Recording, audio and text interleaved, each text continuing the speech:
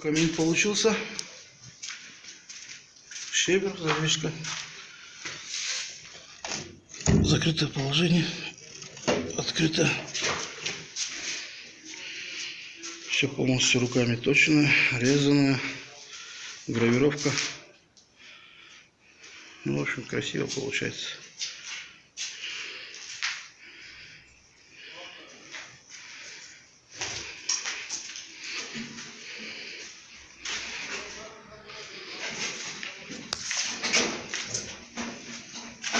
Соли,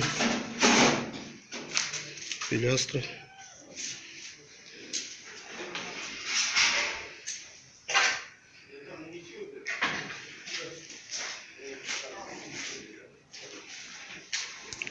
Трехмерная арка получается. Тройной получается выступ как бы.